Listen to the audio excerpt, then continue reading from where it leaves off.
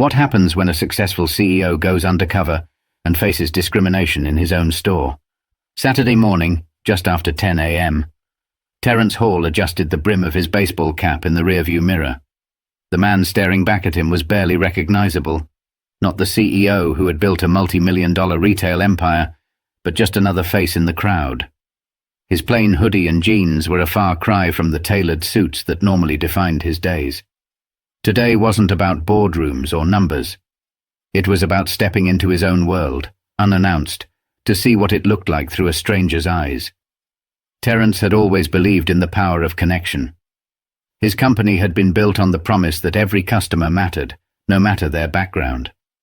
But recently, whispers of complaints had started trickling up the chain, rumors of poor service, bias, and a lack of care from his staff. If there was truth to these claims, he needed to know. Not as the boss, but as someone living it. The retail store in question sat just outside Dallas, Texas, in a busy suburban plaza. It wasn't the flagship location, nor was it the top-performing store in his chain. But this location held significance. It was the first store Terence had opened outside his home state, a gamble that had paid off handsomely. He'd visited countless times in its early days, but now, years later, he couldn't help but wonder. Had the warmth and inclusivity he'd envisioned stayed intact? Terence parked his car and took a deep breath. A rush of anticipation, mixed with unease, settled over him. He was about to walk into the unknown, shedding the safety net of his title to see if his values still held weight at the foundation of his business. The truth, however uncomfortable, was something he owed to himself, and to every person who walked through those doors. But what Terence didn't know was that his commitment to uncovering the truth would lead him to a moment he'd never forget, one that would challenge everything he thought he knew about his own business. Terence stepped out of his car and into the bustling parking lot. The sun was already high, casting sharp reflections off the windshields of nearby vehicles. He adjusted the strap of his weathered canvas bag, the kind you'd see slung over the shoulder of an everyday shopper. Today, he wasn't CEO Terence Hall. He was just another customer with a name no one needed to know. The storefront gleamed in the sunlight, the logo bold and familiar. He couldn't help but feel a swell of pride as he approached the automatic doors. This was his creation, a vision turned reality. But pride quickly gave way to focus as he crossed the threshold, the cool blast of air conditioning welcoming him inside. The store hummed with activity. Shoppers pushed carts laden with goods, and children's voices rose and fell in excitement near the toy aisle. Employees in uniform moved with purpose, stocking shelves, ringing up purchases, and assisting customers. To the untrained eye, everything seemed to run like clockwork. But Terence wasn't here to glance over the surface. He was here to dig deeper. He paused near a display of brightly colored kitchen appliances, taking in his surroundings. A young woman in a striped uniform jacket stood nearby, chatting with a customer about product features. A stock associate rearranged items on a nearby shelf, his movements efficient but detached. And there, at the far end of the store, stood a younger man, leaning against the counter of the electronics section, idly scrolling on his phone. Terence decided to head in that direction. He wandered through the aisles, deliberately moving at the pace of a casual shopper. He picked up a pair of headphones, turning them over in his hands as though considering a purchase. It was a test, simple yet telling. Would this employee approach him? Offer assistance? A smile? Anything? But nothing came. The young man barely glanced up from his phone, let alone acknowledged his presence. Terence waited, giving the employee every opportunity to engage. Still, nothing. He felt an uncomfortable knot begin to form in his stomach, but he wasn't ready to draw conclusions just yet. Maybe the employee was busy. Maybe he hadn't noticed. Terence moved on, scanning the aisles, observing interactions. He caught sight of an older woman looking for help near the home goods section. She seemed frustrated, glancing around for assistance. Before Terence could step in to see how it unfolded, a second employee approached her, cheerful and attentive. Relief softened her features as they began to chat. It was a stark contrast to what he had just experienced. But as Terence turned back toward the electronics counter, determined to give the young man another chance, what happened next would make it clear that this wasn't just a one-off oversight. It was something much bigger. Terence returned to the electronics counter, this time holding a boxed set of Bluetooth speakers. He placed the box on the counter gently, the kind of action that should naturally catch someone's attention. The young employee finally looked up, his expression blank and uninterested. "Can I help you?" he asked, his tone making it clear that he wasn't particularly interested in helping. Terence smiled, hoping to diffuse the awkward energy. "Yeah, I was wondering if you could tell me a bit more about these. Are they good for outdoor use?" The employee gave the box a cursory glance before shrugging. "I don't know. Probably," he said, his attention drifting back toward his phone. Terence blinked, momentarily taken aback. "Could you maybe check? I want to be sure before I buy them." The employee sighed heavily, as if Terence's request was a monumental inconvenience. Without a word, he grabbed the box and flipped it over, skimming the back. "It says here they're weatherproof," he mumbled, handing it back without further explanation. Terence felt a wave of frustration rise within him, but he kept his voice calm. "Okay, and do you know if they're compatible with most devices?" The employee rolled his eyes. "Look, man, all the details are right here on the box. You can read it yourself." He motioned vaguely toward the shelf. "Or pick something else. Doesn't matter to me." A heavy silence hung between them, broken only by the distant hum of the store. Terence could feel the tension creeping into his own posture. This wasn't just inattentiveness, it was outright dismissiveness. He glanced around, noticing other customers being treated with warmth and enthusiasm by employees. A white couple near the front was getting personalized assistance from the same young man who had helped the older woman earlier. Yet here he was, barely being acknowledged. Determined to remain composed, Terence decided to test the situation further. "You seem busy," he said, trying to keep his tone neutral. "Is there someone else who might be able to help?"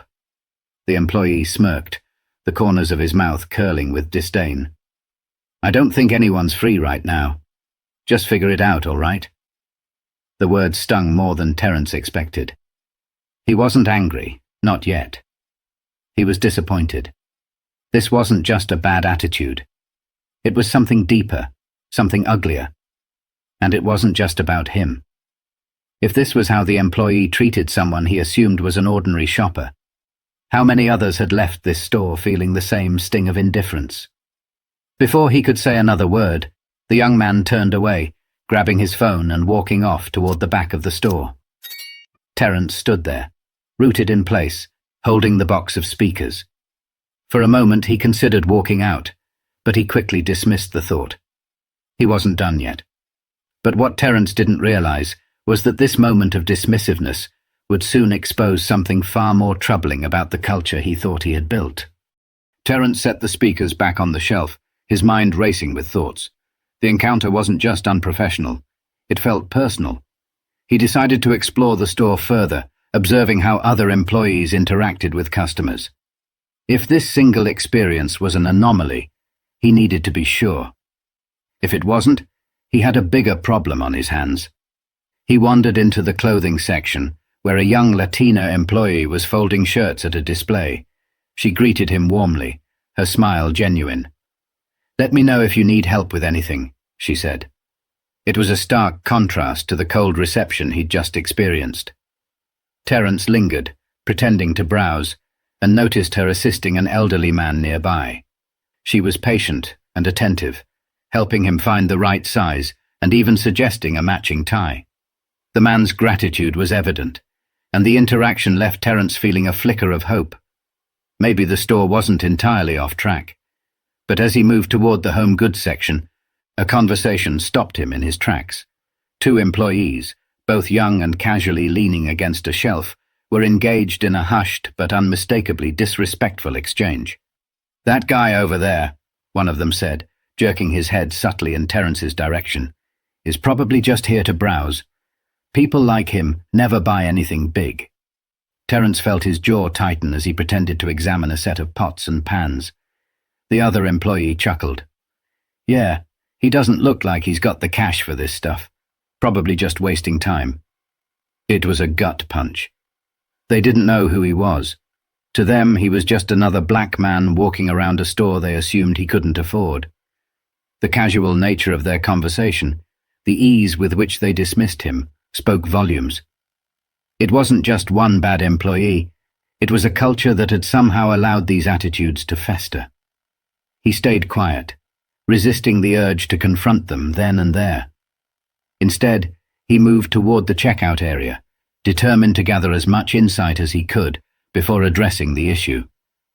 At the register, he found a middle-aged black woman ringing up customers with a kind, professional demeanor. Her name tag read Denise. Terence watched as she greeted each person with a smile, her voice steady and warm. When his turn came, she looked up and smiled. "Did you find everything okay?" "Not exactly," Terence replied, his tone measured. "But I think I'll hold off for now." Denise's smile faltered slightly, but she nodded. "Well, if you need anything, just let us know. We're here to help." Her sincerity was genuine, and for a moment it eased the weight on Terence's chest. It was clear that not everyone in this store shared the same dismissive attitude. But it also highlighted the inconsistency. Why were some employees so welcoming while others were so blatantly biased? But as Terence walked out of the store, he couldn't shake the feeling that something larger was at play, and he knew it was time to confront the truth head-on. Terence sat in his car, the afternoon heat pressing against the windows. He gripped the steering wheel tightly, staring out at the store that bore his company's logo. It felt surreal. This business, his pride and joy, was supposed to represent opportunity, fairness, and respect. Yet the experiences he'd just had painted a different picture. One he wasn't prepared for, but couldn't ignore. The dismissive behavior from the electronics employee lingered in his mind, but it was the casual comments he overheard in the home goods section that cut the deepest. These weren't isolated incidents. They hinted at a deeper issue within his company culture, one that had gone unchecked. He thought back to the early days of the business, when he personally trained every manager and hired staff based on shared values. Back then, he'd emphasized the importance of treating every customer like family, regardless of who they were or how much they spent. But as the company grew, those personal touches became harder to maintain. Delegation was necessary, but had it come at the cost of the values he'd worked so hard to instill? Terence couldn't help but wonder if he'd grown too distant from the day-to-day operations. Success had brought expansion, but it had also created blind spots. Were managers fostering an environment of respect, or were they turning a blind eye to subtle prejudices and unprofessionalism? Had he failed to equip his employees with the tools to combat bias and treat everyone equally?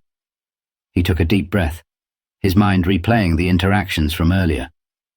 Denise, the kind cashier, had been a reminder of what his business should stand for. Yet employees like her were being overshadowed by those who didn't share her values. It wasn't just about the customer experience. It was about the culture he had allowed to take root. Terence reached for his notebook, always kept in the glove compartment, and jotted down his thoughts. This wasn't just about fixing one store. It was about ensuring that every employee in every location understood the responsibility of representing his brand. It was about accountability from the top down. But before he could rebuild, Terence knew there was one more step to take. A step that would reveal just how deep the problem ran and challenge those at the heart of it. Terence walked back into the store with a quiet determination. He wasn't here to create a scene or publicly shame anyone. This wasn't about ego. It was about addressing a culture that had gone astray. He headed toward the customer service desk and asked to speak with the store manager. After a few moments, a man in his late 40s approached. His name tag read Brian, and his demeanor was professional but slightly wary. "How can I help you today?" he asked. Terence extended a hand. "Terence Hall," he said, watching as Brian's eyes widened in recognition. "I'm the owner of this store." The manager's composure faltered for just a moment before he recovered. "Mr. Hall, it's an honor to meet you. If I'd known you were visiting—" Terence held up a hand to stop him. "That's the point, Brian. You weren't supposed to know. I came here as a regular customer to see how things are really running. And what I saw today, it wasn't good." Brian's face reddened slightly. "I'm sorry to hear that. Can you tell me what happened?" Terence recounted the events of the day, the indifference from the electronics employee, the overheard comments, and the stark differences in how customers were treated. He spoke calmly but firmly, his words carrying the weight of disappointment. "This isn't just about one bad employee," he said. "It's about a culture that allows this kind of behavior to exist. I've built this company on the idea that every customer deserves respect, regardless of who they are. Today, I saw the opposite of that." Brian shifted uncomfortably. I wasn't aware of these issues. I've always tried to ensure our team follows the company's values." Terence nodded. "I believe you, but clearly something is slipping through the cracks. And it's not just your responsibility, it's mine too. Somewhere along the way, I've let the values I built this company on get diluted. That ends today." He asked Brian to gather the staff for an impromptu meeting in the break room. Within minutes, the employees were assembled, their faces a mix of curiosity and apprehension. Terence stood before them, no longer just another customer, but the leader they didn't expect to see. "Good afternoon," he began, his voice steady. "For those of you who don't know me, my name is Terence Hall. I'm the founder and CEO of this company. And today, I came here undercover to see how things are running on the ground." The room fell silent, the weight of his words sinking in. Terence took a moment to look at each face before continuing. "What I saw today was troubling. Some of you showed kindness and professionalism, the kind of attitude this company was built on. But others failed to meet even the most basic standard of respect. And that failure isn't just on you, it's on me for not ensuring our culture stays consistent." He turned toward the young electronics employee, who now looked pale and nervous. "You dismissed me, ignored me, and made it clear I wasn't worth your time. That's unacceptable. But even worse, I overheard 2 employees speaking about me, making assumptions about who I am and what I could afford, based on nothing more than a glance." The tension in the room was palpable, but Terence kept his tone measured. "I'm not here to embarrass anyone. I'm here to fix this. Because if we don't treat every customer with respect, we fail. And I won't let this company fail." But as he stood there, watching their expressions shift from shock to reflection, Terence knew this was only the beginning of the changes he needed to make. Terence paused, letting the room settle into silence. The weight of his words had landed, and now came the part that mattered most: action. He knew that pointing out the problems wasn't enough. He needed to lead the way toward a solution.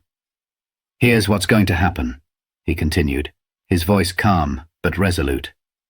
"This isn't about punishment or pointing fingers. It's about accountability and growth. Every single one of us, myself included, has a responsibility to uphold the values this company was built on. Starting today, we're making changes." He turned to Brian, the store manager. "First, we're going to implement mandatory training on bias and customer service. Not just here, but across every store. It's not enough to assume people know how to treat others. We need to teach it, reinforce it, and hold people accountable." Brian nodded, his expression a mix of relief and determination. "Understood, Mr. Hall. I'll make sure it happens." Terence addressed the group again. "Second, I'll be visiting more stores in person unannounced. This isn't about catching anyone off guard, it's about staying connected. I need to see firsthand what's happening on the ground." The employees exchanged nervous glances, but there was a sense of understanding in the room. Terence could see that some of them, especially Denise, were nodding subtly in agreement. "Lastly," Terence said, his tone softening, "I want to hear from all of you. What's working? What's not?